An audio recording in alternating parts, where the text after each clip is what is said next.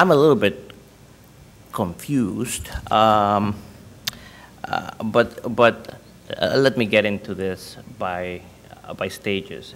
Before I start, there's something I have to say, which is several of you may know that I am counsel to Professor John Yoo in the various unpleasantness that have arisen as a result of there having been a change in administration. People oftentimes call me, usually from the press, and want to ask me this, that, and the other about what he said, or what he thinks, or what's going on in this and that or the other investigation or that other case. It has been reported in the press, thanks largely, if not exclusively, by the disclosure of confidential client communications by the Department of Justice to the press, that there is a pending investigation by OPR in order to allow me to represent Professor Yoo in that investigation, which now has been publicly disclosed by the aforementioned Department of Justice. The Department of Justice insisted that I sign a confidentiality agreement that keeps me from actually talking about anything they're doing. And I guess that's fine. Every so often I get a call from a member of the press who listens to me say that and say, but really, you can tell me off the record. And I sort of go, you're missing the point. It is somewhat like the client who once asked me to take a case out of the state court and put it in federal court, and I told him I couldn't do that because I could not think of a good faith basis on which this case might actually be removed to the federal court. And he listened to me, and I told him why this was so, and he said to me, "Are you telling me that this is sanctionable?" And I said, "Yes, I think I am." And there was a pause, and he said to me, "We'll pay the sanctions." And I said to him again, "I think you're missing the point. I'm not supposed to do these things." And so, having said that, I only say that at the outset so that you understand that I can speak to some of the broader questions of policy that have been raised by Judge Sykes, and to the extent I managed to understand, the normative interaction between the unholy alliance, between Acorn and Reverend Wright or whoever was involved, I can address some of the larger points. But to me, the issue that confronts government lawyers in situations like those that were outlined by Judge Sykes is actually very stark and very important. These issues came to head because we all got out of bed on September 11th, 2001, and 3,000 people were dead in the ground.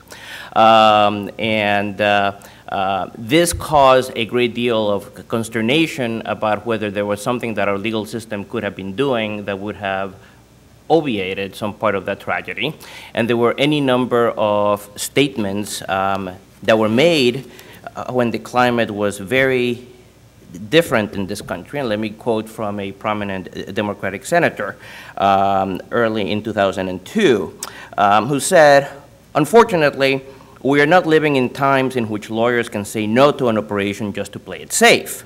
We need excellent, aggressive lawyers who give sound, accurate legal advice, not lawyers who say no to an otherwise legal option just because it's easier to put on the brakes." And that, I think, is somewhat reminiscent of the chalk comment that was made. And it's something that is well worth keeping in mind, because in the assessment of the normative implications of this, that, and the other, it is always well to keep in mind that the comments to the rules of professional responsibility do emphasize that all of these inquiries tend to be fairly context specific, and some judgment of whether we're going to take into account that people might die, and be it 10, 20, 3,000, or 1 million, is to me part of the normative judgment that a lawyer has to take into account when a client comes to him in the government with a problem of this magnitude.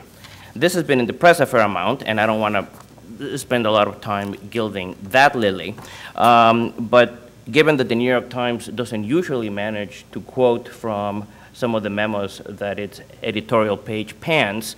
Let me open with one of the opening paragraphs of one of the so-called torture memos that so often get top billing in the debate about these issues. And the memo says this: our advice is based upon the following facts, which you have provided to us. We also understand that you do not have any facts in your possession contrary to the facts outlined here, and this opinion is limited to these facts. If these facts were to change, this advice would not necessarily apply. Zubeida is currently being held by the United States.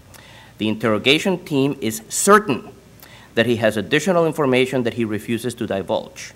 Specifically, he is withholding information regarding terrorist networks in the United States or in Saudi Arabia, and information regarding plans to conduct attacks within the United States or against our interests overseas. Zubeida has become accustomed to a certain level of treatment and displays no signs or willingness to disclose further information. Moreover, your intelligence indicates that there is currently a level of chatter equal to that which preceded the September 11 attacks. In light of the information, you believe, and this is a memo that is addressed to the CIA, you believe Zubeida has, and the high level of threat you believe now exists, you wish to move to interrogations into what you've described into an increased pressure phase. So you have here a agency, which is the Specialized Intelligence Agency of the United States, coming to the Department of Justice saying, we're certain this guy has crucial information, and our intelligence tells us that the chatter right now, 1 month before the first anniversary to 9/11, is very close to what we were seeing 1 year ago. May we do the following things?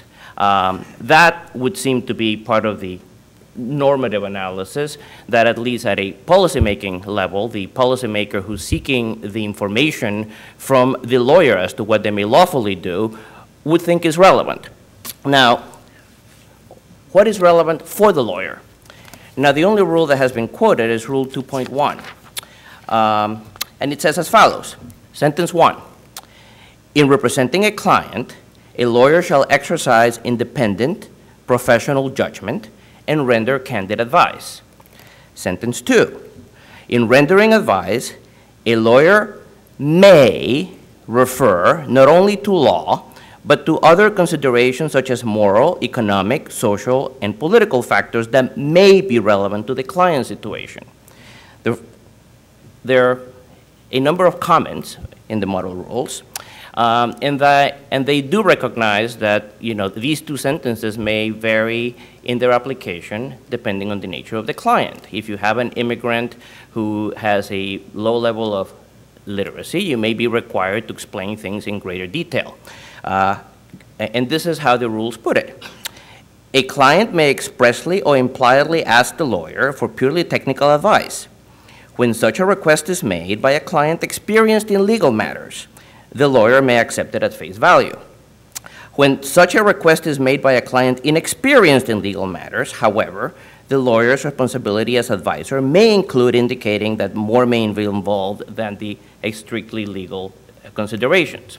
Now, if we're going to talk about some of the issues that faced some of the government lawyers in the aftermath of 9/11, I think it would be well also to consider that all of these questions were being asked in the main by the lawyers at the Central Intelligence Agency, by the Attorney General, and by the counsel to the President. Now, I know that it may be fashionable in some quarters to actually think that each and every one of these people is an idiot.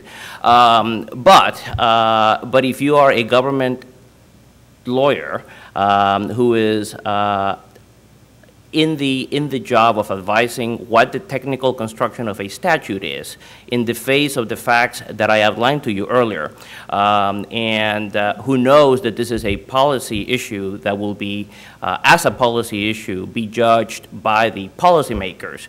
I don't think it would be unreasonable for you to expect that you don't have to explain all of the normative considerations that attach to the strictly legal reasoning that you're actually given.